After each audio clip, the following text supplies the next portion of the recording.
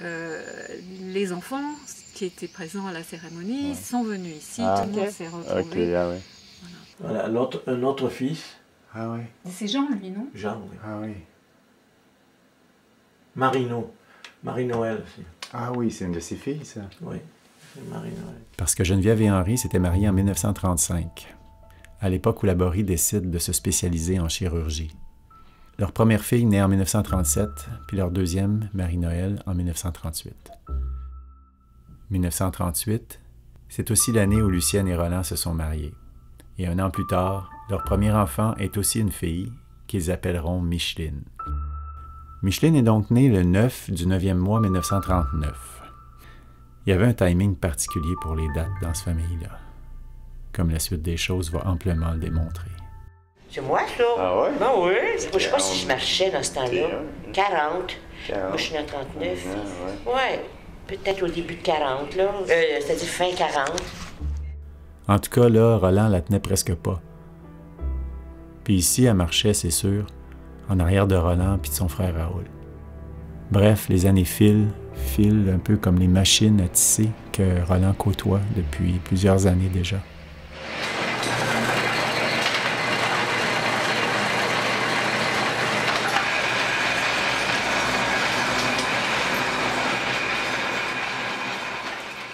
Ici, Papa, lui, c'était cette fenêtre-là qui travaillait. Ouais. Ah oui? Ouais. C'est vrai? Quand on passait sur le giroir, là, des fois, on le voyait travailler Ben oui, ici. on a- Là. Après ses machines. Oui, Ah, après ouais. ses machines. Et... Puis des fois, là, quand il nous voyait, là, il nous faisait la main, mais il travaillait là, souvent vers cette bref, là. fenêtre-là. Ah, là. Ouais.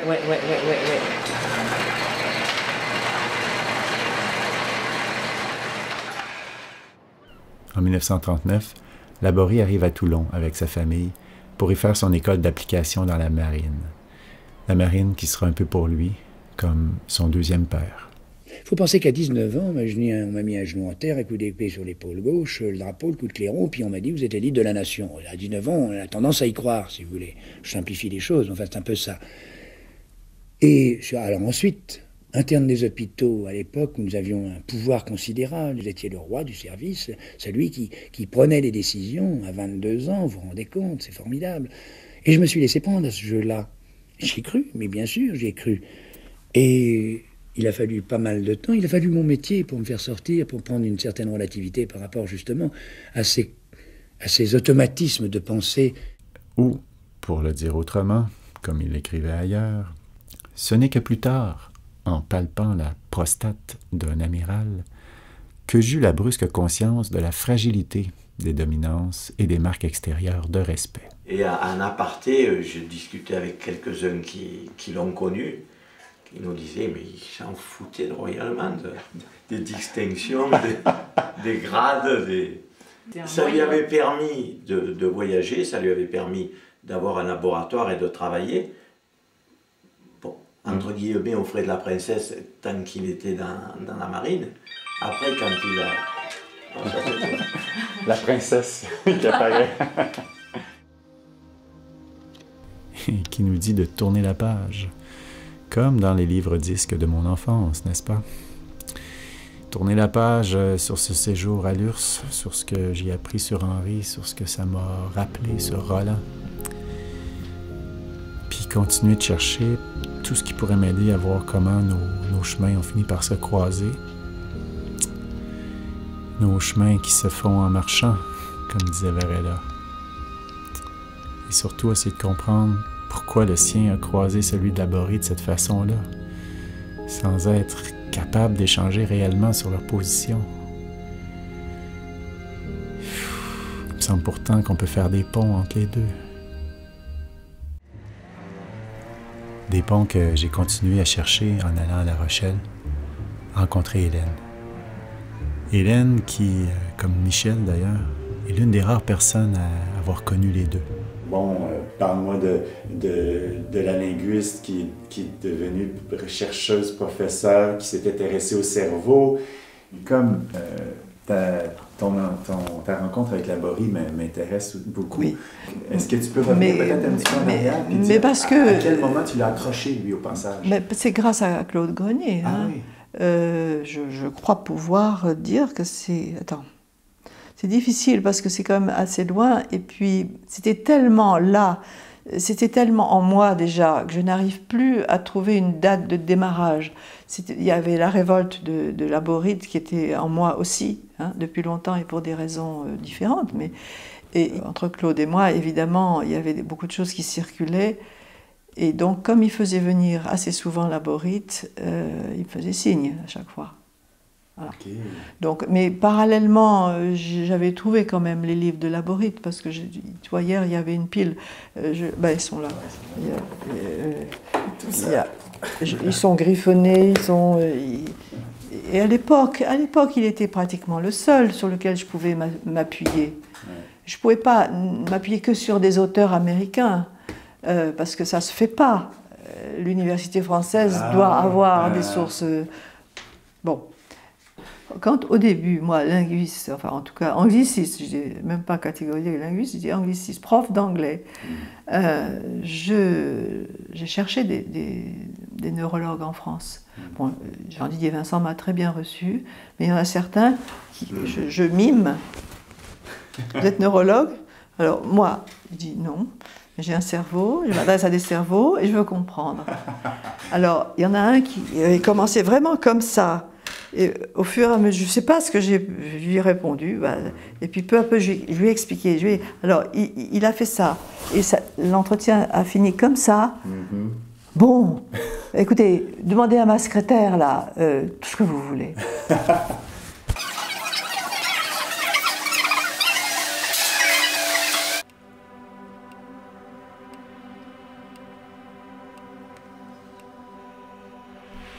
Ce qui est fou, c'est de penser que tout ça a bien failli pas exister. Que l'Aborie a failli être l'une des 55 millions de victimes du conflit le plus meurtrier de l'histoire. De penser que sa vie, et donc un peu la mienne, n'a tenu qu'à un fil. Mais ce qui m'a vraiment marqué, je crois pour toujours, c'est la guerre. Mon enfance pendant la guerre. Et ça, je crois que je ne veux pas oublier. Mais en fait, l'enfant rebelle, il date de ce moment-là. Enfant, pour moi, les adultes avaient trahi mon enfance. Et il fallait quand même survivre. J'ai été enterrée sous les bombes quand j'avais, en 40... en quelle année? Avant la fin de la guerre, monsieur. 1 an, ça a commencé. En 1940, à 25 ans, Laborie embarque comme chirurgien sur le Sirocco. Un torpilleur qui doit protéger les bateaux des Alliés dans la Manche. Le 31 mai, le Sirocco essuie des tirs ennemis, alors qu'il vient tout juste d'embarquer un contingent de 800 soldats qu'il doit déposer en Angleterre. Au début de la nuit, une torpille allemande atteint le Sirocco de plein fouet. Comme si c'était pas assez, un avion foudroie ensuite le navire de 2 bombes. Absolument le souvenir de ce moment où on entendait les bombes se rapprocher et on savait que la prochaine c'était pour nous. Le Sirocco chavire dans la panique générale, emportant par le fond plus des 2/3 de ses 900 passagers. Laborie va passer près de 3 heures dans l'eau glacée de la mer du Nord, en hypothermie totale. Ironie du sort pour celui qui allait être l'un des pionniers de l'hibernation artificielle une décennie plus tard. Finalement, avec l'énergie du désespoir, Laborie réussit à s'accrocher à un fil d'acier lancé d'un bateau venu les secourir. C'est ça qui va dire comment la petite tricoteuse... Roland, il était vraiment spécialisé dans les machines à tricoter. Ah ouais? Les machines à tricoter, c'était pas ça, lui. C'était pas les grosses tisseuses? Non, c'était ça. Ouais. Vraiment les machines à tricoter. Puis ça, dans le fond, il y a beaucoup de machines à l'époque qui fonctionnaient avec des gars qui faisaient dans le temps de la guerre. Oui. Des patrons, comme un patron, j'ai aimé ça à un moment donné. Dans le fond, Roland, quand il l'a sauvé de par la guerre, c'est parce qu'il travaillait à Penman. Puis il faisait des bas d'armée. C'est quand même la Penman qui l'a sauvé de la guerre. Oui. Puis c'était quand même présenté, il fallait qu'il aille. Oui, il était monté à Farnham. Ah, ouais. Il avait été tout passé une journée complète. À Farnham, il y a encore une base militaire là-bas. Oui, je pense que oui. Regarde, moi, je suis né en 39. Puis Roland, à ce temps-là, il avait 24 ans. Oui. Ben oui, c'était l'âge. J'étais à plein l'âge, je prenais la guerre. Ben oui, ben oui. Il était parti un samedi, là, puis tout allait une journée complète. Ah oui, il était demandé. Il avait été demandé, puis parce que la Penman, il travaillait, puis qu'il y avait des commandes. Il y avait des commandes du gouvernement. que c'est ça. Fait que c'est comme l'appellement a sauvé Roland Laguerre. Ça fait une belle conclusion.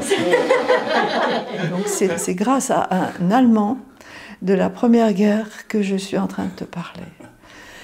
Et les Allemands avaient déjà envahi le nord de la France en 14-18.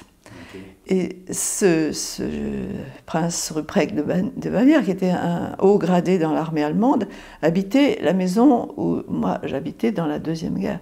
C'était le presbytère d'ailleurs, parce que mon père était pasteur.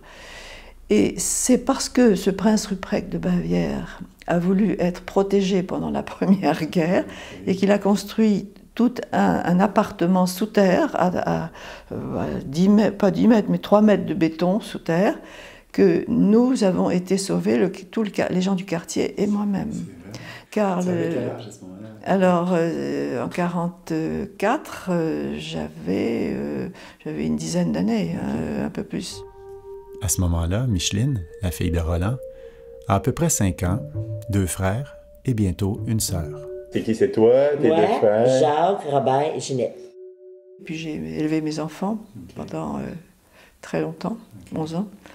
Et alors j'ai vu, bon, c'était extrêmement pénible parce que j'avais envie de faire autre chose. Quoique j'ai bien sûr élevé les enfants, c'est magnifique, mais ça, pour moi, intellectuellement, ça ne suffisait pas. Geneviève Laborie va bientôt elle aussi avoir un 3e enfant. À ce moment-là, le bateau sur lequel se retrouve Laborie est en réparation à Dakar, au Sénégal. Comme son travail de médecin lui prend que quelques heures par jour, il occupe le reste de ses journées à peindre, à écrire, puis à monter à cheval. À vrai dire, il s'emmerde un peu. Il se cherche.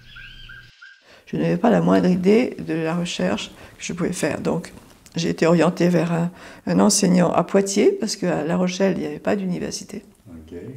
Et là, j'ai trouvé un directeur de recherche qui m'a flanqué, il n'y a pas d'autre mot, un sujet de recherche qui m'a fait vaciller, car c'était bon, comme linguiste, il était phonéticien, il ne voulait pas s'intéresser à autre chose que la phonétique, et il m'a demandé de travailler sur les voyelles inaccentuées pré-toniques en anglais moderne. Laborie, lui, c'est une phrase d'un ami chirurgien qui va faire vaciller son indifférence relative face à son destin. En cette période incertaine où la guerre fait toujours rage, il lui dit « Une seule chose, peut-être, ne te sera pas enlevée, c'est ta technique. » Cette phrase va toucher les cordes sensibles de Laborie qui écrira plus tard « Ils me font tous chier ces cons-là. Soyons d'abord irréprochables sur le plan médical. » Et à partir de là, il va se remettre à opérer sans relâche, et parfois même sans permission, comme en Algérie, où il se retrouve même mis aux arrêts. Mais ses compétences en chirurgie l'amènent bientôt à obtenir la responsabilité de 88 lits. Il fait à ce moment-là à peu près tous les types d'opérations connues. Alors, ça m'a mené, bien sûr, dans des laboratoires d'acoustique, parce qu'il fallait vraiment que j'entende, que je vois sur un spectrogramme ce que ça veut dire. J'ai bien sûr enregistré des vrais Anglais qui parlaient du vrai anglais. C'était un anglais, il pouvait monter. Ouais. Les Français, ils ne montaient pas. Non, non, non, non, non, non, non. Il rit, il dit ça. Ouais, puis, ouais. Dans le fond, il ne croit pas à tout, hein. Il dit c'est bien difficile, puis il a le sourire pendu jusqu'aux oreilles. Mais oui, tu sais. Tu penses, Il reste du monde, ça. On revient tout le temps à la question du profit. Mais oui. Mais je pense que le plus dur à avaler, c'était des bosses anglais. C'était ça, là, c'était intolérable. Tu sais, quand ils parlaient entre eux, puis que les ouvriers ne comprenaient pas. Ça le mettait. Ils pouvaient dire n'importe quoi, garde-moi le maudit sans dessin en anglais. Oui. Tu sais, puis s'ils faisaient un signe de tête de même, là. Ouais. Ici, c'était la domination anglaise, pendant qu'en France, c'était l'occupation allemande, qui prend fin à l'automne 1944. Laborie va alors apprendre que son jeune frère Jacques a été abattu à Poitiers, dans des circonstances encore mal élucidées.